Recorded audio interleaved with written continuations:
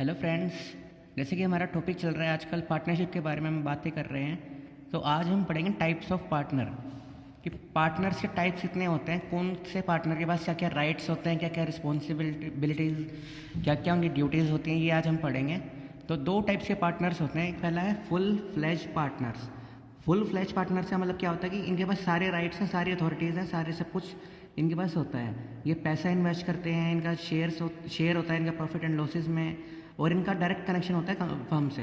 इनकी management control भी इनका, मतलब इनके पास सभी कुछ, ऑलमोस्ट सभी कुछ होता है। ऑलमोस्ट इनके पास सभी कुछ पावर्स होती हैं।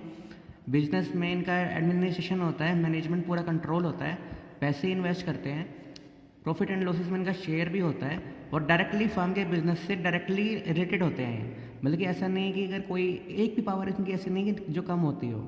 मतलब कि प्रॉफिट लॉसेस में शेयर भी होता है, पैसे भी इन्वेस्ट करते हैं, मैनेजमेंट कंट्रोल भी इन्हीं का ही होता है, सारे राइट्स इनके पास होते हैं। अब हम आते हैं नॉन फुल्ली फ्लैज पार्टनर्स पे। इनका क्या होता है कि फुल इंटरेस्ट बिजनेस में नहीं होता है, कैपिटल इन्वेस्ट करना भी बहुत ज़रूरी नहीं है, share and profit and losses में शेयर भी नहीं होता है इनका। ये एक फर्म से जुड़े होते हैं किसी स्पेशल मोटिव की वजह से। ये हम आगे पढ़ेंगे कि आपको समझ में आ जाएगा भाई क्या बोल रहा हूँ मैं भी। तो फुल फ्लैज पार्टनर्स वो होते हैं जिनके पास सारे राइट्स हैं, जिनके पास सारी ड्यूटीज़, रिस्पॉन्सिबिलिटीज़, अथॉरिटीज़ होती हैं। और नॉन फुली फ्लैज पार्टनर्स कौन हो सकते हैं? जो फर्म से जुड़े हुए हैं लेकिन उनका कोई रोल नहीं है बिजनेस में, ना ही कोई शेयर है प्रॉफिट एंड लॉसेस में, ना ही कोई इन्वेस्टमेंट है, ना ही कोई फुल इंटरेस्ट है। तो हम पहले बात करेंगे फुल्ली फ्लैज पार्टनर्स के बारे में। 3 तरह के फुल्ली फ्लैज पार्टनर्स होते हैं। तो पहला है एक्टिव पार्टनर्स। जैसे कि नाम से ही पता चल रहा है कि एक्टिव होना। एक्टिव का क्या मतलब होता है कि एक्टिव पार्टिसिपेशन इन एडमिनिस्ट्रेशन और मैनेजमेंट। मतलब कि फर्म के बिजनेस में कंप्लीटली एक्टिव पार्टिसिपेशन होना मैनेजमेंट एंड कंट्रोल में। ये पैसा भी इन्वेस्ट करते हैं, प्रॉफिट्स एंड लॉसेस में शेयर भी होता है इनका, इनकी लाइबिलिटीज़ भी अनलिमिटेड होती है। और इन्हें हम बोलते हैं जनरल या ऑर्डिनरी पार्टनर्स। जैसे कि हमने पढ़ा हुआ पहले भी, कल भी हमने पढ़ा था टाइप्स ऑफ पार्टनरशिप्स में, परसों हमने पढ़ा था कि जनरल पार्टनर्स वो होते हैं जिनकी लाइबिलिटी अनलिमिटेड होती है। तो एक्टिव पार्टनर्स का मतलब क्या होता है कि active participation in management and have all the rights and duties and responsibilities in the firm. मतलब कि पैसा भी इन्वेस्ट किया है इन्होंने, प्रॉफिट एंड लॉसेस में शेयर भी है, they have unlimited liabilities mainly. लेकिन ये चीज़ ये होती है कि अगर आपको पहचानने की एक्टिव पार्टनर है कि नहीं है, उसका एक्टिव पार्टिसिपेशन होना ज़रूरी है एडमिनिस्ट्रेशन में। फिर नेक्स्ट आते हैं हम स्लिपिंग और डोरमेंट पार्टनर पर। स्लिपिंग पार्टनर का मतलब क्या होता है कि ये पैसा इन्वेस्ट करते हैं, प्रॉफिट एंड लॉसेस में इनका शेयर भी होता है, और अनलिमिटेड लाइबिलिटीज़ होती हैं जैसे कि एक्टिव पार्टनर में है। लेकिन इनका कोई एक्टिव पार्टिसिपेशन मैनेजमेंट में नहीं होता है। एक्टिव पार्टनर्स और स्लिपिंग पार्टनर्स में खाली इतना ही फ़र्क है कि स्लिपिंग पार्टनर का एक्टिव पार्टिसिपेशन मैनेजमेंट में नहीं होता है। तो ये अगर आप इसको ऐसे भी याद कर सकते हैं कि पैसा लगा के सो जाते हैं, तो उसे हम बोलते हैं स्लिपिंग पार्टनर, जिसका कोई रोल मैनेजमेंट में नहीं है, इसे बस पैसे लगाए और बस अर्न जो होगा वो अपना शेयर लेने आ जाएगा। तो ये होता है स्लिपिंग पार्टनर। नेक्स्ट है सीक्रेट पार्टनर। सीक्रेट जैसे आपको पता है कि क्या होता है, इसका जो रिलेशन है फर्म से वो अननोन होता है जनरल पब्लिक के लिए। चलिए पब्लिक को नहीं पता है कि ये फर्म से जुड़ा हुआ है, इसके सारे फीचर सेम होते हैं बाकी पार्टनर जैसे कि इसके सर कैपिटल भी इन्वेस्ट करेगा, शेयर भी होगा प्रॉफिट एंड लॉसेज में, इसका रिस्क भी होगा, लाइबिलिटीज़ भी अनलिमिटेड हो जाएगी, और इसका मैनेजमेंट के साथ में कनेक्शन भी हो सकता है। लेकिन इसका सिर्फ एक पॉइंट यही है कि फर्म से जो कनेक्शन है इसका ऑर्गेनाइजेशन से, वो पब्लिक को नहीं पता है। तो ये एक तरह से पब्लिक के लिए सीक्रेट है, सीक्रेट पार्टनर है।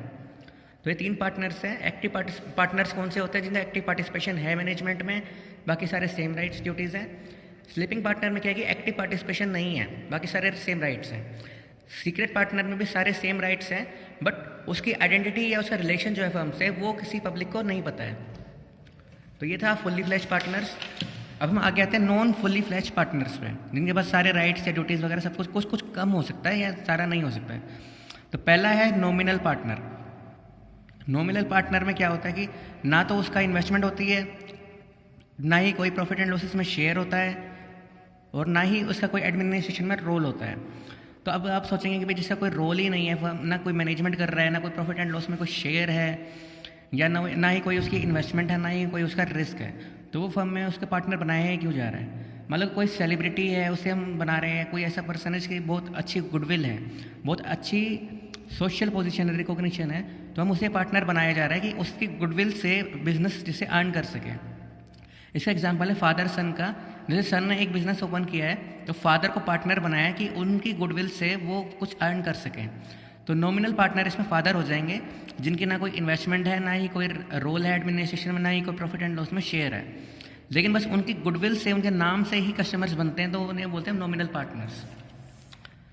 फिर नेक्स्ट पॉइंट है हमारा पार्टनर बाय एस्टोपल और होल्डिंग आउट। ये थोड़ा ध्यान से याद करना, क्योंकि थोड़ा वर्ड जो है आपने पहली बार सुना होगा एस्टोपल। इसका मतलब क्या होता है कि वो पार्टनर जो सिर्फ कह रहा है या उसका जो बिहेवियर है वो ये दिखा रहा है कि एक फर्म का वो पार्टनर है, लेकिन एक्चुअल में उसका कोई भी लिंक या कोई रिलेशन पार्टनरशिप फर्म से नहीं है। Means person has no partnership in firm but his words और conduct highlights him as a partner. जैसे कि मैं बोलता हूँ कि हम ये करेंगे, हम वो करेंगे, तो मेरे वर्ड्स ये शो कर रहे हैं कि मैं उस फर्म का पार्टनर हूँ, लेकिन एक्चुअल में मैं उस फर्म का पार्टनर नहीं हूँ। अगर मेरे कहने की वजह से किसी फर्म को कोई लोन मिल जाता है तो मैं भी लायबल होऊंगा उस लोन की रीपेमेंट करने के लिए, लेकिन बाद में मैं मना कर सकता हूँ कि मैं उस फर्म का पार्टनर नहीं हूँ। लेकिन अगर मेरे वर्ड्स की वजह से किसी फर्म को कोई लोन मिलता है तो मैं भी लायबल होऊंगा उस डेट को उतारने के लिए। तो वो मैं पार्टनर हूँ by estoppel, but not in the books और नॉट एनी सब्सिडरी बुक्स। बल्कि मैं एक ऑफिशियल पार्टनर नहीं हूँ फर्म का, किसी का भी। मेरा कोई रिलेशन नहीं है फर्म से, ना मेरा कोई लॉस है, ना मेरा कोई शेयर है प्रॉफिट एंड लॉसेस में, ना ही मेरे कोई इन्वेस्टमेंट है। बस सिर्फ मेरे वर्ड्स शो करने पब्लिक को या बैंक्स को, आउटसाइडर्स को, कि मैं उस फर्म का पार्टनर हूँ। फिर नेक्स्ट है, अगले 3 छोटे छोटे पॉइंट्स हैं। नेक्स्ट है limited partner, partner whose liability is limited to the capital investment. जैसे कि हम ये बहुत बार पढ़ भी चुके हैं कि अनलिमिटेड लाइबिलिटी क्या होती है। In case of loss, in case of loan repayment, कभी कभी पार्टनर्स को कैपिटल इन्वेस्टमेंट से ज़्यादा पैसा लेके आना पड़ सकता है, तो उसे हम कहते हैं अनलिमिटेड लाइबिलिटी। लेकिन लिमिटेड पार्टनर क्या होता है, जिसकी लाइबिलिटी लिमिटेड होती है, जितना उसने कैपिटल में इन्वेस्टमेंट की है उससे अलावा, उसके ज़्यादा, उससे कभी भी कुछ नहीं लाना है, तो उसे हम बोलते हैं लिमिटेड पार्टनर। लिमिटेड पार्टनर का एक एडवांटेज यही होता है कि उसको सिर्फ उतना ही पैसा लेके आना है जितना उसने इन्वेस्ट किया है। उसके बाद अगर कोई बिजनेस में लॉस हो जाता है, बैंकरप्सी हो जाती है या कुछ भी हो जाता है, तो उस केस में इस लिमिटेड पार्टनर को कोई भी और पैसा लेके नहीं आना है। उसको सिर्फ जितना पैसा देना था वो दे चुका है, उसे और कोई शेयर उसका नहीं है। फिर नेक्स्ट है माइनर पार्टनर। अब माइनर पार्टनर क्या होता है, मेनली माइनर बोलते हैं जो 18 साल से कम का होता है। Any person lacking capacity to enter into the contract, मतलब कि कोई भी पर्सन हो सकता है माइनर पार्टनर जो कॉन्ट्रैक्ट में एंटर नहीं कर सकता है। बेसिकली हम 18 साल से जो कम के लोग होते हैं वो ऑफिशियली या लीगली किसी भी कॉन्ट्रैक्ट में एंटर नहीं कर सकते हैं। अगर वो एंटर कर लेते हैं तो वो जो कॉन्ट्रैक्ट है वो इनवैलिड मान लिया जाएगा, इलीगल मान लिया जाएगा, जिसका कोई फिलहाल यूज़ नहीं कराया जाएगा, क्योंकि उसके आप अगेंस्ट में केस नहीं कर सकते हैं।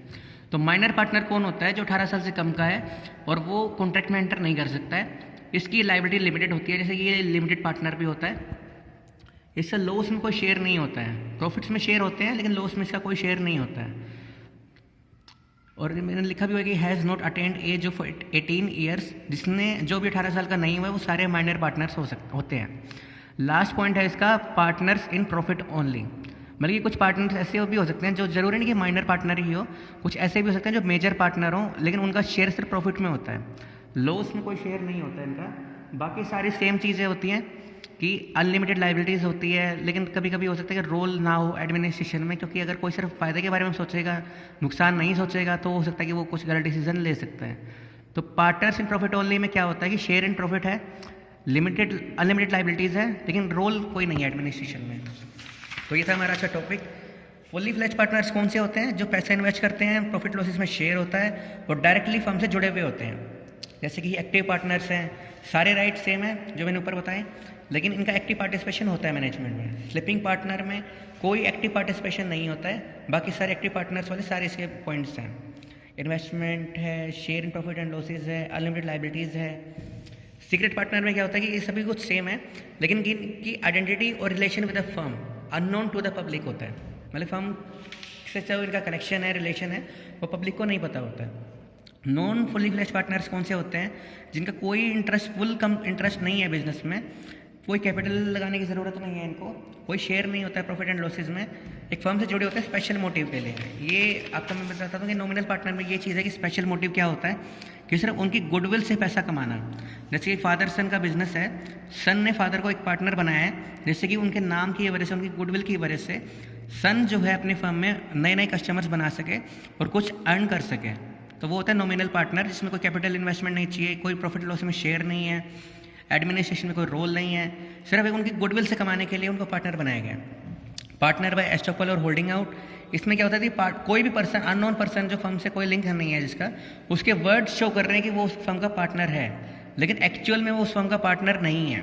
तो अगर उस फर्म को उस पार्टनर मतलब कि उस पर्सन की वजह से, उसके वर्ड्स की वजह से कोई बैंक लोन दे देता है, तो उस केस में भी वो अननोन पर्सन जो है फर्म के लिए, वो भी लाइबल हो जाएगा कि वो भी फर्म की तरफ से उसकी लोन की रिपेमेंट करेगा।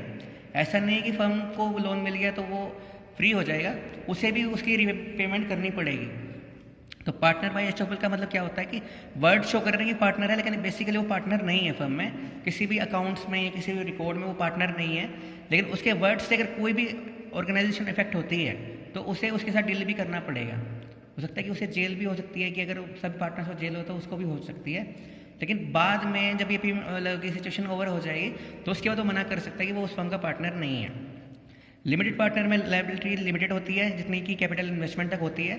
माइनर पार्टनर जो 18 साल से कम का है, कॉन्ट्रैक्ट में एंटर नहीं कर सकता है, लायबिलिटी लिमिटेड होती है और लॉस में कोई शेयर इसका नहीं होता है। पार्टनर्स इन प्रॉफिट ओनली, सिर्फ प्रॉफिट में शेयर होता है, लायबिलिटीज़ अनलिमिटेड होती है और एडमिनिस्ट्रेशन में कोई रोल नहीं होता है। Thank you.